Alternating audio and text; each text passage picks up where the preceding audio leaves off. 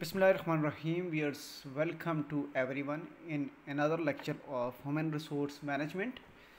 In today's lecture, I will discuss with you about public sector enterprises and approaches to human resource management.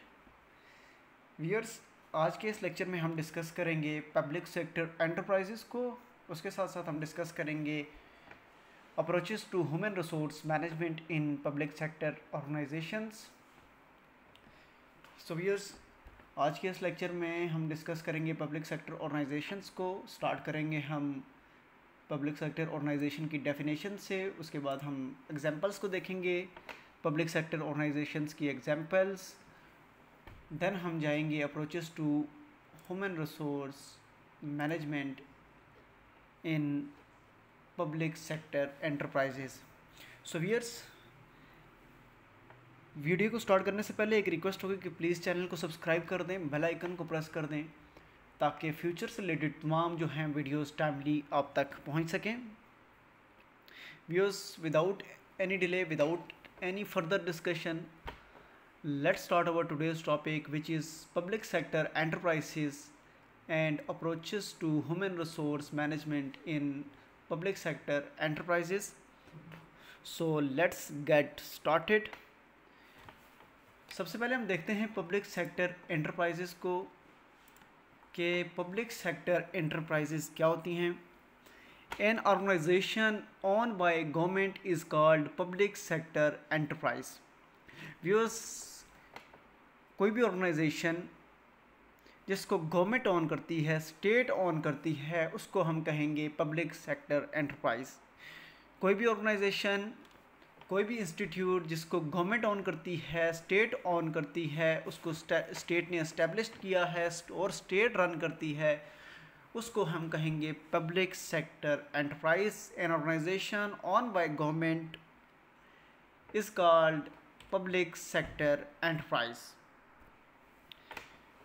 Public sector enterprise viewers, वो तमाम organisations जिनको state on करती है।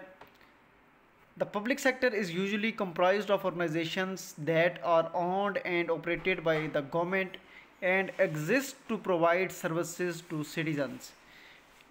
Here's एक और definition है हमारे पास पब्लिक सेक्टर ऑर्गेनाइजेशंस की। The public sector is usually comprised of organizations that are owned and operated by the government and exist to provide services to citizens.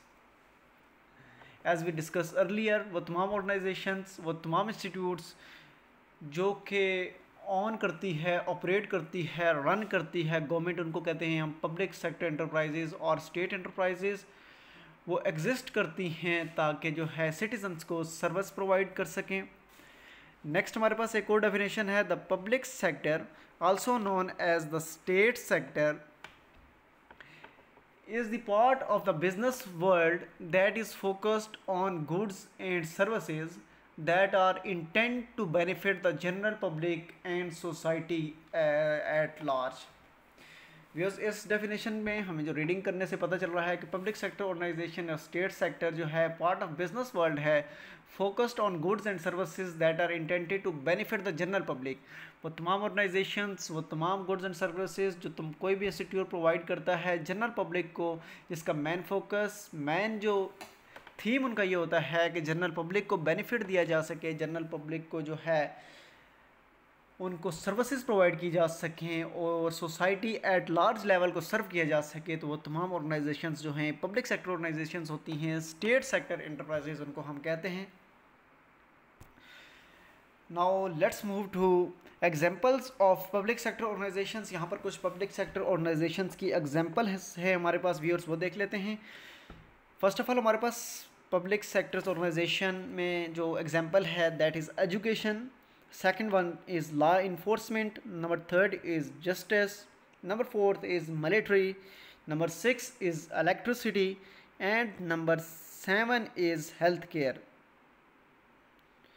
Viewers, ये तमाम examples जो हैं हमारे पास पब्लिक सेक्टर ऑर्गेनाइजेशंस की examples हैं, जिसमें education है, लॉ इन्फोर्समेंट है, जस्टिस है, मिलिट्री है, इलेक्ट्रिसिटी है, हेल्थ केयर है। सो वन बाय वन इनको ब्रीफली मैं डिस्कस करूँगा आपके साथ, और उसके बाद जो है हमारा मेन जो आज का टॉपिक है which is approaches to human resource management in public sector enterprises, उसको हम देखेंगे, एक्सप्लेन करेंगे थरोली, डीपली चीज़ों को समझेंगे। सो अगेन एक रिक्वेस्ट होगी कि आपसे कि चैनल को आपने सब्सक्राइब करना है, और इसके साथ साथ अगर वीडियो लेंथी भी होती है तो वीडियो को कंप्लीट देखना है आपने, ताकि ये तमाम जो टॉपिक है आप आज क्लियर कर सकें और एक वीडियो में आपके तमाम जो क्यूरीज़ हैं वो क्लियर हो सकें। सो व्यूअर्स, हमारे पास जो फर्स्ट एग्जांपल है पब्लिक सेक्टर एंटरप्राइजेस की, which is education. One of the most commonly cited examples of public sector is education. Schools, colleges, universities, and other educational institutions are examples of public organizations, with the main objective of these organizations being to provide educational services for the general public, improving knowledge, understanding, literacy, and key skills in communities across the nation. पहली example जो हमारे पास आती है public sector organisations में, which is education. Education जो है most commonly जो है एक साइटेड एग्जांपल है पब्लिक सेक्टर ऑर्गेनाइजेशंस की, जिसमें यूनिवर्सिटीज़, स्कूल्स, कॉलेजेस और अदर एजुकेशनल इंस्टीट्यूशंस जो हैं वो आते हैं पब्लिक सेक्टर ऑर्गेनाइजेशंस में। मेन ऑब्जेक्टिव इनका ये होता है कि being provide the educational services for the general public, कि जनरल पब्लिक को, सिटीजन्स ऑफ द स्टेट को, सिटीजन्स ऑफ द नेशन को एजुकेशनल सर्विसेज प्रोवाइड की जा सके, इम्प्रूविंग देयर नॉलेज, उनके नॉलेज को इम्प्रूव किया जाए, अंडरस्टैंडिंग को, लिटरेसी को इंक्रीज़ किया जाए, and key skills in communities across the nation, और की स्किल्स जो हैं कम्युनिटीज़ अक्रॉस द नेशन में उनको डेवलप किया जाए, उनको इन्हेंस किया जाए, ताकि एक लिटरेट कम्युनिटी, एक लिटरेट सोसाइटी, एक लिटरेट कंट्री को जो है वो किसी भी नेशन में उसका ऑब्जेक्टिव ये है एजुकेशन का कि उसको इंक्रीज़ किया जाए, इन्हेंस किया जाए। नंबर सेकंड जो हमारे पास एग्जांपल है पब्लिक सेक्टर ऑर्गेनाइजेशन की, which is law enforcement. Law enforcement is another example of a public organisation with police services in cities and areas across the country, being funded publicly and created to serve the public at large, with the main aims of enforcing the law and helping the population live safely and securely. Law enforcement एक और हमारे पास example है public organisation की, police services in cities and areas across the country being funded publicly जो है public organisations को fund किया जाता है, created to serve the public at large, established किया जाता है इन ऑर्गेनाइजेशंस को, क्रिएट किया जाता है ताकि सर्व कर सकें पब्लिक को, विद द मेन एम्स, एक बड़ा मकसद उनके साथ होता है, एम और गोल उनका ये होता है कि enforcing the law and helping the population live safely and securely, ताकि पॉपुलेशन जो है, सिटीजन्स जो हैं सेफली एंड सिक्योरली जो है लिव कर सकें, रह सकें। तो ये लॉ इन्फोर्समेंट एजेंसी का मेन एम होता है। So let's move to our next example of public organization, which is justice. Connected with the world of law enforcement, public organizations in the field of justice are responsible for ensuring that justice is served, with laws are broken, and that those who have broken the rules of society receive adequate punishments for their crimes in accordance with the law. Third example हमारे पास जो है public sector organisation की, which is justice department. Justice department law enforcement public organisation है। Justice जो है department responsible है ensuring the justice is served, के इंश्योर किया जा सके कि जस्टिस को सर्व करना है।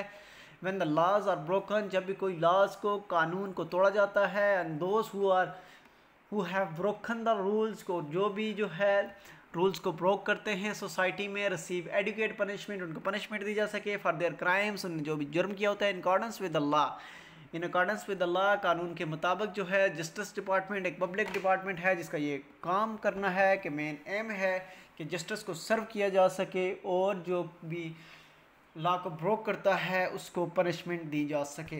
Now move to our next example of public organisation which is military. The military and its various branches can also be classed under the category of a public organization. The military in the Pakistan and many other countries around the world is funded through taxation of the general public with the primary purpose of defending the country's people and interests around the world. Viewers, military जो department है, public department है, state sector department है, public organisation है, public के fund से, tax से जो है ये डिपार्टमेंट रन किया जाता है किसी भी कंट्री में इंक्लूडिंग पाकिस्तान. मेन एम जो इसका होता है, प्राइमरी पर्पस इसका जो होता है, डिफेंड द कंट्रीज, कंट्री को डिफेंड करना, defend the soil of the country, country के सॉइल को डिफेंड करना, पीपल्स को डिफेंड करना और इंटरेस्ट अराउंड द वर्ल्ड जो कि कंट्रीज़ में जो उनके इंटरेस्ट हैं, लोगों के मफाद हैं, कंट्री को बॉर्डर्स हैं उनको डिफेंड करना, ये पब्लिक ऑर्गेनाइजेशन मिलिट्री है. फॉर एग्जांपल जो है हमारे पास इसका जो मेन ऑब्जेक्टिव है. हमारे पास नेक्स्ट जो एग्जांपल आती है पब्लिक सेक्टर ऑर्गेनाइजेशंस की which is electricity. Electricity providers are another example of public organisations. Electricity is considered to be an essential service in today's world. And electricity providers work to provide home and communities across the country with the electrical energy they need to power up different devices and appliances around homes and businesses. Viewers, electricity providers जो हैं another example है हमारे पास public sector enterprises की. electricity consider the main essential services जो provide करते हैं electricity की communities में अक्रॉस द कंट्री, ताकि जो है जितने भी इलेक्ट्रिकल एनर्जी नीड है, पावर्स हैं, डिफरेंट अप्लाइंसेस हैं around the homes and businesses, उनको जो है यूटिलाइज़ किया जा सके. नेक्स्ट हमारे पास जो एग्जांपल है पब्लिक सेक्टर एंटरप्राइज की which is health care. Health care is another example of a public organizations. Health cares, hospitals, public hospitals, clinics and healthcare locations help to provide essential health treatments, medications, surgeries and other services for people with health problems. Aside from public offerings, there are also many private clinics and healthcare institutions too. Public sector organisations की एक और हमारे पास example health care hospitals जो हैं public sector organisations हैं, public के tax के साथ इनको रन किया जाता है. मेन पर्पस इनका ये होता है कि हेल्थ सर्विसेज को सर्व किया जा सके, सिटीजन्स को बेटर सर्विसेज प्रोवाइड की जा सकें, हेल्थ प्रॉब्लम्स उनके इश्यूज़ को रिजॉल्व किया जा सके, उनकी surgeries, medications, treatments, problems health को जो है रिजॉल्व किया जा सके. So viewers, now move to our second part of today's lecture which is approaches to human resource management in public sector. Public sector human resource management is the application of human resource principles to the public sector. The practices of public sector human resource management includes tasks like the recruitment of employees, the training of employees, the remuneration of employees and the ongoing evaluation of employees. It is also involves the termination of underperforming employees with a view to improving the quality of employee output.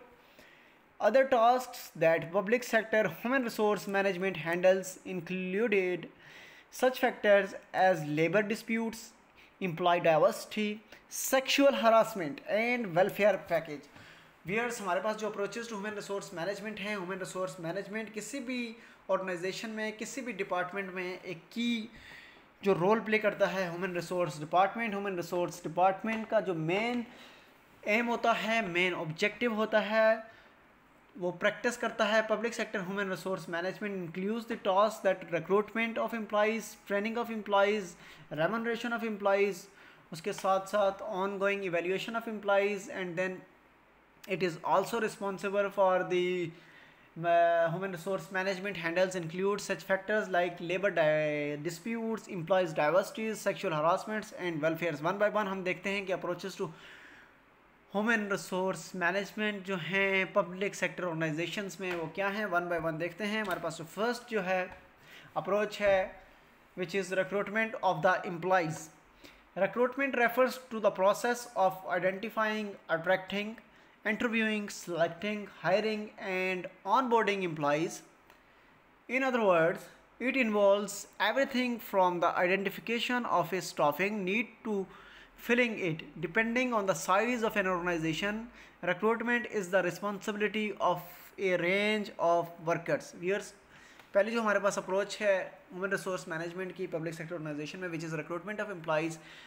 Human resource management department किसी भी organisation में responsible होता है recruitment of employees को, employees में recruitment करना, organisation की जो है एम्प्लॉइज़ की जो कैपेसिटी है, लेंथ है, उसको जो है प्रॉपरली उसको फिलअप करना, right person for the right job की रिक्रूटमेंट लेकर आना, ताकि इफ़ेक्टिवली एंड एफिशिएंटली जो है ऑर्गेनाइजेशंस के गोल्स को अचीव किया जा सके through trained and skilled labour और एम्प्लॉइज़ के ज़रिए से। इसी तरह हमारे पास जो first recruitment of the employees है, इसमें refers to the process of identifying, attracting and selecting the hiring of onboarding employees. इसमें जो है हम आइडेंटिफाई करते हैं और उसके बाद सेलेक्ट करते हैं, हायर करते हैं एम्प्लॉइज़ को जो कि इन्वॉल्व होते हैं आइडेंटिफिकेशन ऑफ स्टाफिंग में, depending on the size of organisation. किसी भी साइज़ ऑफ ऑर्गेनाइजेशंस को देखते हुए एम्प्लॉइज़ को जो है रिक्रूट करना, ये हमारे पास पहली अप्रोच है किसी भी ऑर्गेनाइजेशन में ह्यूमन रिसोर्स मैनेजमेंट की। नंबर सेकंड जो है हमारे पास ट्रेनिंग ऑफ द एम्प्लॉइज़ है। After recruitment of employees, training of the employees is defined as a planned set of activities for imparting knowledge to employees such that it leads to a growth in job skills required for organizational growth. These could be technical, vocational or management skills. Note that employee training is not the same as learning and development. Viewers, next जो हमारे पास approach है human resource management की, which is training of the employees. जब हम employees को recruitment कर लेते हैं तो उनको जो है ट्रेन किया जाता है लेटेस्ट स्किल्स के साथ, लेटेस्ट जो है अपडेटेड जितना भी नॉलेज होता है ऑर्गेनाइजेशन में जो भी वर्क करना होता है, उससे जो है उनके नो हाउ के लिए उनकी स्किल्स को इम्प्रूव किया जाता है ताकि इफ़ेक्टिवली एंड एफिशिएंटली उनसे वर्क लिया जा सके। तो after the recruitment of the employees, training of the employees is over. Second approach, number third approach is remuneration of the employees. Remuneration is the total compensation received by an employee. It includes not only base salary but any bonuses, commission payments, overtime pay or other financial benefits that an employee receives from an employer. A job perk may or may not be a component of employees remuneration. Viewers, हमारे पास जो next approach है human resource management में जो देखा जाता है, human resource management जो है रेमुनरेशन ऑफ द एम्प्लॉइज़ देखता है। उसके रिक्रूटमेंट के बाद, ट्रेनिंग के बाद एम्प्लॉइज़ को जो मुआवजा देना होता है, उनको रिवार्ड देना होता है, उनकी सर्विसेज के अगेंस्ट उनको जो पे करना होता है, उनकी रेमुनरेशन को देखा जाता है ह्यूमन रिसोर्स मैनेजमेंट। और उनकी जो कंपनसेशन है इंक्लूड्स बेसिक सैलरी, उसके अलावा जो कमीशंस होता है, ओवर टाइम पेमेंट होती है, फाइनेंशियल बेनिफिट्स होते हैं, जितने भी पर्क्स होते हैं और एम्प्लॉइज़ जो रिसीव करते हैं फाइनेंशियल बेनिफिट्स, उसको जो है ह्यूमन रिसोर्स मैनेजमेंट जो है वो देखती है। उसके बाद हमारे पास नेक्स्ट जो है अप्रोच जो है evaluation of employees. An employee evaluation also known as performance review is a periodic appraisal of an employee's performance by their manager. It's an opportunity to assess the employee's progress, praise their accomplishments, and collaborate on goals to improve performance and help achieve company's objectives. Viewers, evaluation of employees में organizations में human resource management managers जो हैं employees की performance को evaluate करते हैं, उनकी performance को चेक करते हैं, उनकी परफॉर्मेंस को ऑब्ज़र्व करते हैं कि वो ऑर्गेनाइजेशंस के जो हैं गोल्स को, ऑब्जेक्टिव्स को ताकि इफेक्टिवली एंड एफिशिएंटली अचीव किया जा सके। जो भी उनकी परफॉर्मेंस में कमी होती है, लैग कर रहे होते हैं, उनको देखा जाता है, उनको इवेल्यूएट किया जाता है, उनको इम्प्रूव किया जाता है ताकि अपॉर्चुनिटीज़ को जो है ग्रैब्स किया जा सके, एम्प्लॉइज़ प्रोग्रेस को जो है इन्हेंस किया जा सके ताकि ऑर्गेनाइजेशंस के, कंपनीज़ के ऑब्जेक्टिव्स, गोल्स को इफ़ेक्टिव एंड एफिशिएंट मैनर में अचीव किया जाए। नंबर नेक्स्ट जो हमारे पास अप्रोच है ह्यूमन रिसोर्स मैनेजमेंट की, which is labour disparity. By disparity we mean an unequal distribution of earnings across the various participants in an economy by sex, race और ethnicity. Labour disparity में viewers जितनी भी disparity होती है, जितना भी जो पेमेंट्स हो रही होती हैं on the basis of sex, race और एथनिसिटी को, तो इसमें जो है ह्यूमन रिसोर्स मैनेजमेंट ये रिस्पॉन्सिबल होता है कि वो देखे कि अनइक्वल डिस्ट्रीब्यूशन किसी के साथ जो है अर्निंग्स की हो रही होती है, वेरियस डिपार्टमेंट्स में, वेरियस एम्प्लॉयज़ के अंडर जो है डिस्पैरिटी होती है, डिफरेंस होता है पेमेंट्स में, रेमुनरेशंस में, वो जो कि सेक्स बेस पे हो सकता है, रेस और एथनिसिटी बेस पे हो सकता है। तो ये हमारे पास अप्रोच है कि ह्यूमन रिसोर्स मैनेजमेंट में इन तमाम चीज़ों को देखा जाता है और इसको कोशिश की जाती है कि तमाम इन इश्यूज़ को रिजॉल्व किया जाए। नेक्स्ट हमारे पास जो अप्रोच है employment diversity. Diversity in the work place means the acceptance and inclusion of employees of all backgrounds. A diverse work place is an important asset since it acknowledges that individual strengths of each employee and the potential they bring। Viewers हमारे पास जो employment diversity है, ये हमारे पास next जो approach है human resource management की public sector organisations में, कि हमारे पास ऑर्गेनाइजेशंस में डाइवर्सिफिकेशन होती है, मोस्ट हेट्रोजीनियस पीपल्स होते हैं, डिफरेंट कल्चर से, डिफरेंट लैंग्वेजेस से, डिफरेंट बैकग्राउंड से हमारे पास जो हैं वर्कर्स जो हैं ऑर्गेनाइजेशंस में काम कर रहे होते हैं। सो डाइवर्सिटी माफ़ कीजिएगा in the work place means the acceptance and inclusion of employees of all backgrounds. तमाम बैकग्राउंड्स के एम्प्लॉयज़ को जो है एक्सेप्ट करना, उनको वर्क प्लेस में इंक्लूड करना। Diverse work place important asset होता है किसी भी ऑर्गेनाइजेशन का, जिसमें जो है तमाम ऑर्गेनाइजेशंस के बैकग्राउंड्स को, डिफरेंट ऑर्गेनाइजेशन के लोगों के कल्चर, डिफरेंट लैंग्वेजेस को, डिफरेंट बैकग्राउंड से लोग आए होते हैं, उनको एक्नॉलेज करना, उनको एक्सेप्ट करना, उनको मोटिवेट करना, उनको रेमुनरेट करना, उनको जो है तमाम सर्विसेज प्रोवाइड करना इक्वली बेसिस पे, और उनको अपॉइंट करना right person for the right job के लिए। ये एम्प्लॉयमेंट डाइवर्सिटी में और ह्यूमन रिसोर्स मैनेजमेंट में देखा जाता है। उसके बाद हमारे पास सेक्सुअल हरासमेंट आती है। Sexual harassment includes unwelcome sexual advances, requests for sexual favours and other verbal or physical harassment of a sexual nature in the workplace of learning environment according to the Equal Employment Opportunity Commission। Viewers हमारे पास जो next approach है human resource management में public sector organisation में, which is sexual harassment. Sexual harassment includes unwelcome sexual advances, जो हैं उनको request कर किया जाता है फॉर सेक्सुअल फेवर्स के लिए, स्पेशली जो है वुमेन से रिलेटेड जो है सेक्सुअल हरासमेंट के रूल्स एंड रेगुलेशंस और लॉज हैं हर डिपार्टमेंट में, जिनको यूज़ किया जाता है ताकि सेक्सुअल हरासमेंट को मिनिमाइज़ किया जा सके, इसको एलिमिनेट किया जा सके ऑर्गेनाइजेशंस में। सेक्सुअल हरासमेंट में जो सेक्सुअल फेवर लेना, वर्बल और फिजिकल जो हरासमेंट करना, अपने को वर्कर्स को साथ किसी भी नेचर की हरासमेंट, उनको सेक्सुअल हरासमेंट, ये तमाम चीज़ें जो हैं सेक्सुअल हरासमेंट के अंदर आती हैं और इसमें ऑर्गेनाइजेशन स्ट्रिक्ट एक्शंस लेती हैं और जो भी एम्प्लॉयज़ इन्वॉल्व होते हैं उसको जो है टर्मिनेट किया जाता है, सर्विस से उनको निकाल दिया जाता है, उनको फायर कर दिया जाता है और फ्यूचर में उनकी जो रेपुटेशन होती है किसी भी ऑर्गेनाइजेशन में अप्लाई करने के लिए उसको भी कैंसिल कर दिया जाता है। सो व्यूअर्स सेक्सुअल हरासमेंट जो है इसको बड़ी स्ट्रिक्ट रखा जाता है ऑर्गेनाइजेशंस के रूल्स एंड रेगुलेशंस में। नेक्स्ट जो हमारे पास है approach human resource management in public sector, which is welfare package। Employee welfare is a term that encompasses a broad